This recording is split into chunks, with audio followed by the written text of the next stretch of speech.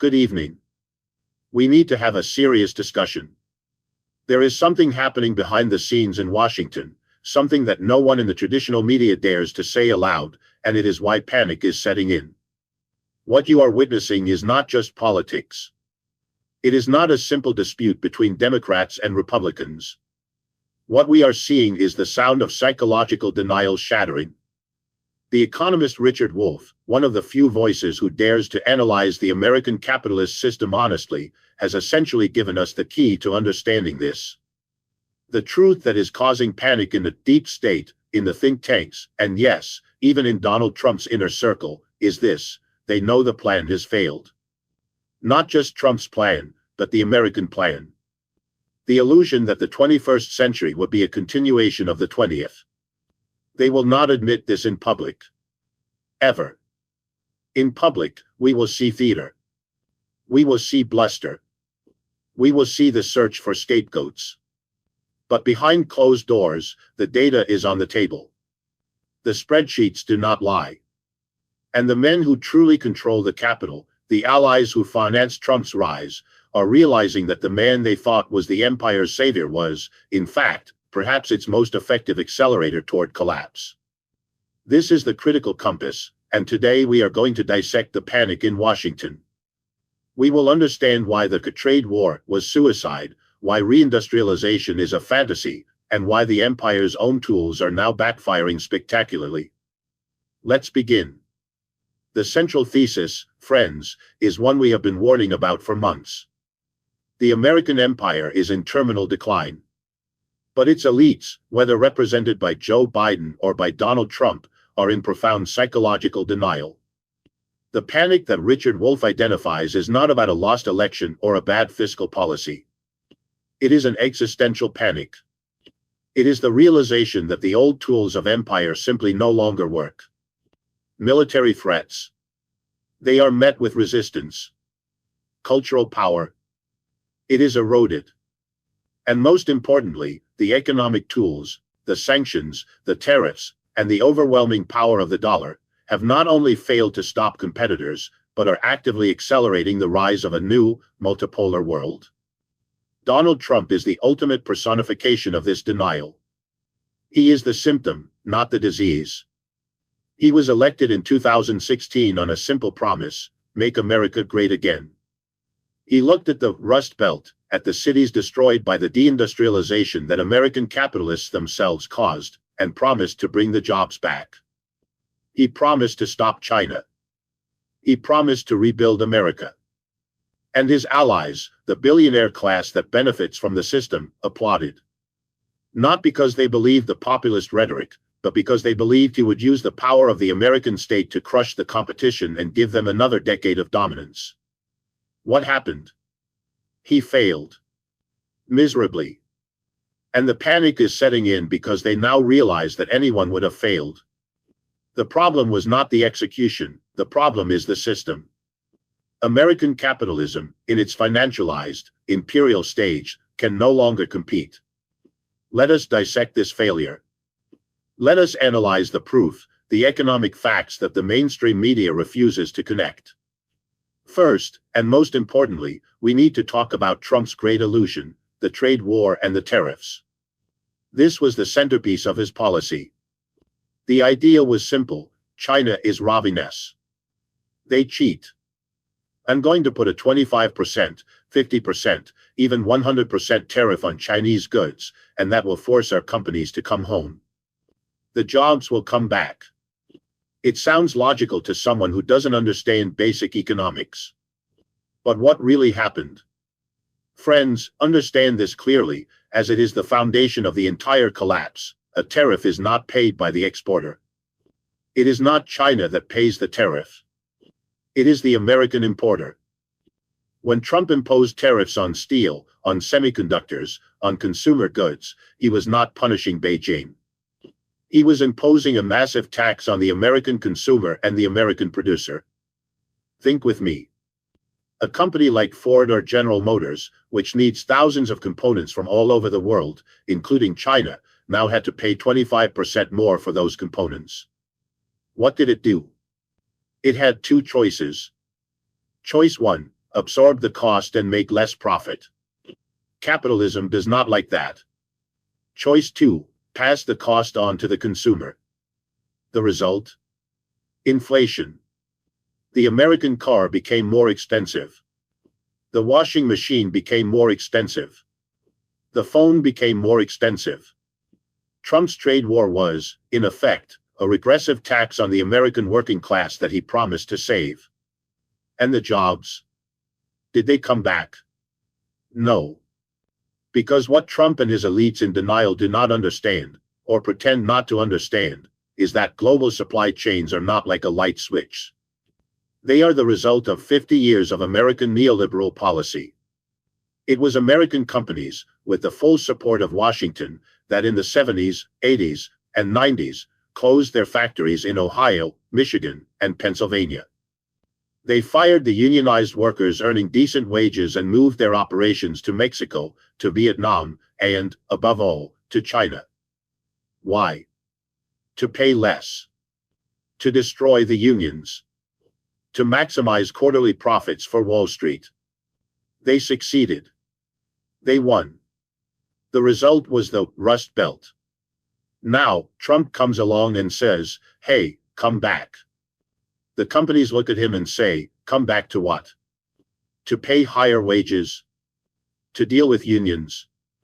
To rebuild factories that take 10 years and billions of dollars to bring online, when China can build the same factory in 6 months for half the price? The answer was a resounding no. What happened, instead, was distortion. Companies simply moved their production from China to Vietnam. Or to Mexico. The production did not return to the United States. It just routed around. And here is the backfire that Washington did not foresee. By overtaxing American companies, Trump made them less competitive globally. While Ford was paying more for its components, its competitors in Europe or Asia, who did not have these tariffs, were keeping their costs low. The trade war did not hurt China, it hurt American competitiveness. Trump's allies, the great industrialists, saw this. They saw their profits fall. They saw their global competitors gaining ground. And they panicked. They realized Trump didn't have a plan, he had a slogan. And China? China, which was supposed to be brought to its knees, as they like to say in Washington.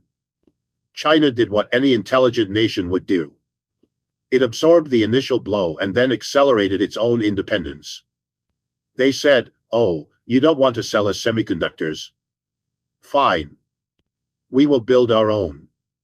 And they invested trillions in Made in China 2025. You don't want to buy our products? Fine. We will sell to the rest of the world. And they accelerated the Belt and Road Initiative, building markets in Africa, Latin America, and Asia. They turned inward to their 1.4 billion person domestic market. Trump's tariffs were the greatest gift China could have received, because it forced China to stop depending on the American consumer and to become a self-sufficient economic superpower. Meanwhile, in the United States, what was left? Ghost towns in the Rust Belt that never saw the jobs return. And inflation for the rest of the country. That is the first failure. The failure of the trade war. It was an act of self-mutilation. It is like trying to win a race by amputating your own arm. The second proof of the collapse, the second reason for the panic, is the monumental failure of sanctions policy and the abuse of the US dollar. This is perhaps the most arrogant and fatal miscalculation the empire has made, and both Trump and Biden are equally guilty. For decades, Washington's most powerful weapon was not its army. It was the dollar. How the world works, or worked almost all international trade, especially for oil, was conducted in US dollars. This is the petrodollar.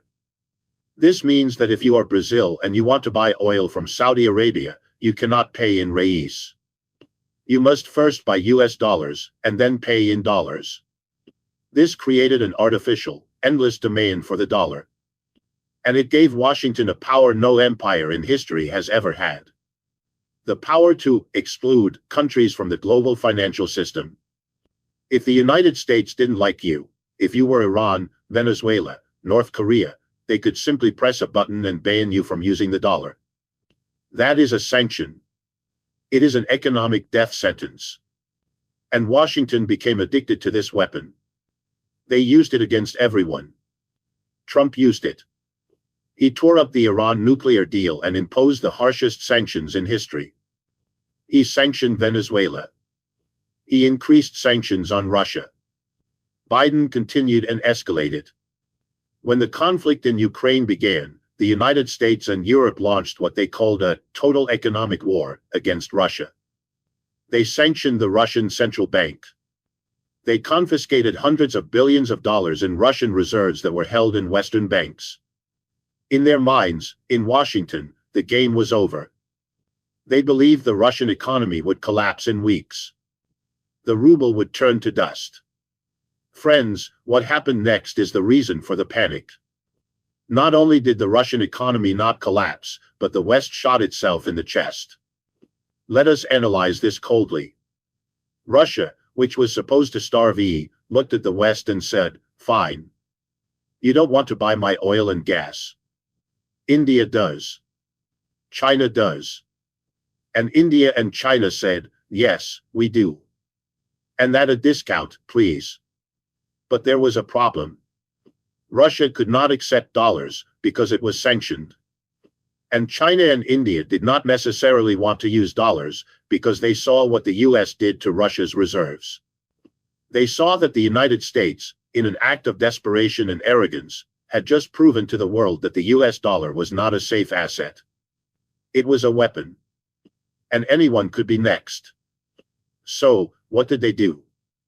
They began to trade in their own currencies. Russia sold oil to India in rupees and Emirati dirhams. Russia sold gas to China in yuan and rubles. For the first time in 50 years, global energy trade was happening on a large scale without the US dollar. Do you understand the gravity of this? The panic in Washington is deafening. Trump's allies, the financiers on Wall Street, the hawks at the Pentagon, all of them realized that the exorbitant privilege of printing the world's reserve currency was being challenged. And who pulled the trigger? They did. By sanctioning Russia, they did not punish Russia. They punished the dollar. They gave every other nation in the world, Brazil, Saudi Arabia, South Africa, Indonesia, a golden reason to find an alternative. They accelerated the process of de-dollarization by at least a decade. Trump, with his bullying mentality, did not understand this. He thought in terms of short-term deals. He did not see the global financial architecture he was dismantling. He, and then Biden, used the financial nuclear weapon so many times that the rest of the world decided it needed to build its own bomb shelter. This is the panic that Richard Wolff identifies. It is the realization that the empire's most powerful tool has been broken, not by an external enemy, but by imperial arrogance itself. And now, the question that haunts the halls of power in Washington is, if the world no longer needs dollars to buy oil, who in the world is going to buy the trillions of dollars of debt that the United States prints every year to finance its wars and its deficit? The answer is, no one. And that, my friends, is the real collapse. It is not a recession. It is the end of the empire's financing model. Trump's allies know this. The bankers know this. They know he failed to protect the system. In fact, he inadvertently exposed just how fragile that system truly was. And while the West, led by Washington, engages in this economic self-mutilation, what is the rest of the world doing? They are building. This is the second half of the equation, proof B. The strategic rise of the multipolar world. And this is what turns Washington's panic into existential terror. They are watching, in real time, the emergence of an alternative system that renders the United States and its dollar irrelevant. Let's talk about facts. Not propaganda. Fact, the BRICS group, Brazil, Russia, India, China, and South Africa, and now with its new members like Saudi Arabia, Iran, the UAE, and Egypt, has already surpassed the G7, the wealthy Western nations, in terms of GDP by purchasing power parity. Let me repeat that, because the Western media will never say this aloud. The bloc of nations that Washington dismisses as the rest is already economically larger than the club of old empires. They are not just growing, they are growing smarter. Let us look at the example of technology, specifically electric vehicles. This is the battlefield of the 21st century. While Donald Trump and the Washington elites were obsessed with tariffs, what was China doing? They were executing a 50-year master plan. They subsidized their industry. They invested in research. They mastered the entire supply chain, from the lithium mines to the batteries to the software. The result? A company most Americans hadn't even heard of 5 years ago, BYD. Today, BYD sells more electric vehicles than any company on the planet, including Tesla. Its cars are not just cheaper, in many cases, they are technologically superior. And what is the American empire's response in denial? What is the response from Trump and Biden? We can't compete. They admit it. Joe Biden imposed a 100% tariff on Chinese EVs. Trump promises one of 200%. Friends, understand what this means. This is not strength. This is the opposite of the free competition they preached to the world for 50 years. This is panic protectionism. It is a public admission of defeat. It is Washington telling the world, our auto industry, the former symbol of American power, can no longer compete fairly. We need a wall. But the tariff wall, just like the sanctions wall, does not work. BYD does not need the American market. It is conquering Europe. It is conquering Latin America. It is conquering Southeast Asia. And here is the example that proves the American failure most starkly, the case of Stellantis, the parent company of Chrysler. Stellantis, seeing the Chinese wave, wanted to close a factory in Canada. The US government, under Trump and Biden, offered billions in subsidies to keep the jobs. What did China do? It didn't even have to act. BYD simply announced plans to build a factory in Mexico. Mexico. The neighbor Trump wants to wall off. And what did Mexico do? Here, we see sovereignty in action. The president of Mexico, Andrés Manuel López Obrador, AMLO, is perhaps one of the most intelligent and underestimated leaders of our time. While Washington was obsessed with its wars and sanctions, AMLO was rejecting neoliberalism. He rejected the Washington Consensus that destroyed his country for 40 years. What did he do? He did the opposite of what the US ordered. They said, privatize your oil company, Pemex. He said, no. I will strengthen it. They said, privatize your electric company, CFE. He said, no. Energy is national sovereignty. They said, use your budget to pay Wall Street. He said, no. I will use it to build infrastructure for my people. He doubled the minimum wage. He gave pensions to the elderly. And what was the result of this rejection of the American model? Was it collapse? No. It was the super peso. The Mexican currency became one of the strongest in the world against the US dollar.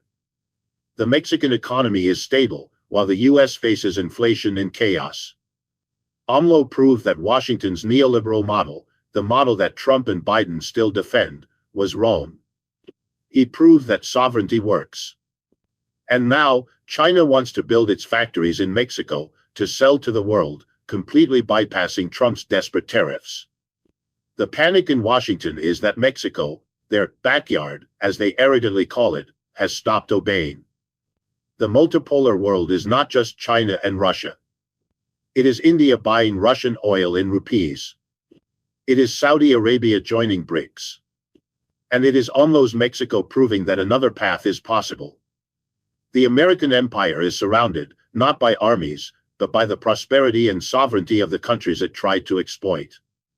And this brings us back to the symbol of the panic, Donald Trump. This is where we must understand the psychology of denial. Richard Wolff is correct.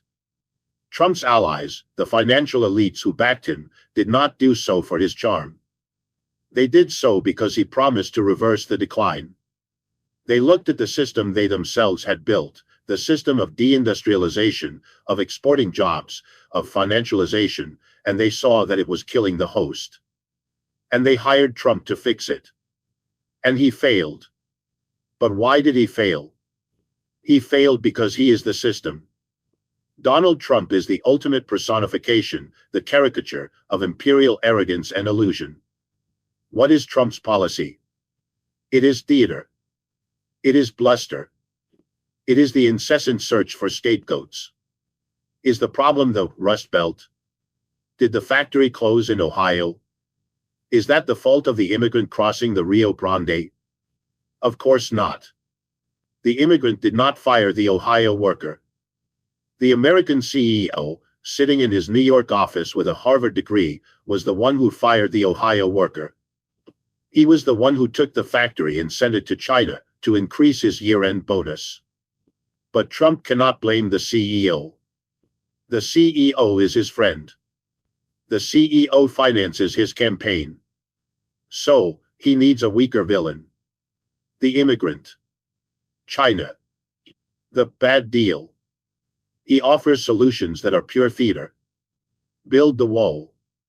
Will the wall reopen the steel mill in Pittsburgh?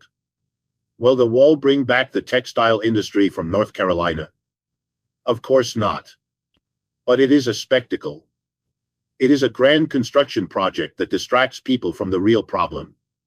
The real problem is that American capitalism, in its current form, is no longer productive. It is extractive. It doesn't build things, it makes money. It inflates stock bubbles, it trades derivatives, it exploits workers. Trump cannot fix this, because he is the product of it. He is a real estate magnate and a reality TV star. The master of theater, illusion, debt, and bankruptcy. He is the perfect symptom of an elite in denial. His allies, the billionaires who surround him, now know this. They watched him for 4 years.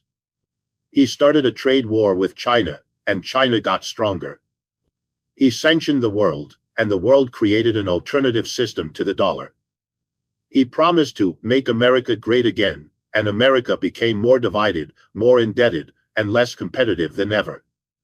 The panic setting in across Washington is the realization that the showman cannot fix the economy. Luster cannot print semiconductors. And blaming immigrants does not stop BYD from dominating the global EV market. Trump's failure, which his allies now recognize in whispers, is the failure of the empire itself.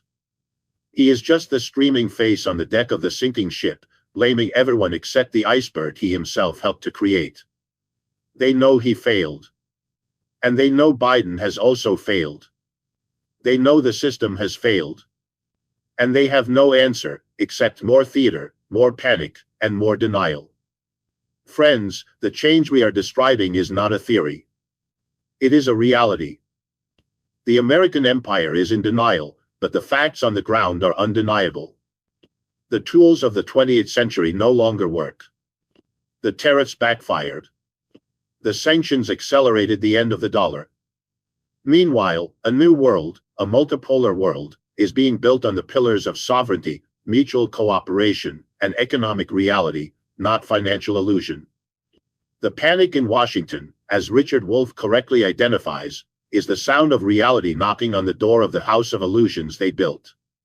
They can try to lock the door, they can yell at the unwanted guests, but they cannot stop what is coming. And the fact that you are watching this video, that you have made it this far, means that you, too, understand this. You are ahead of the traditional media, which is still trapped in a theater. If this analysis has made you see the world through new eyes, if you understand that there is a struggle for dignity happening, then do not stay silent. Share this video, so that more people can understand what the traditional media will never explain.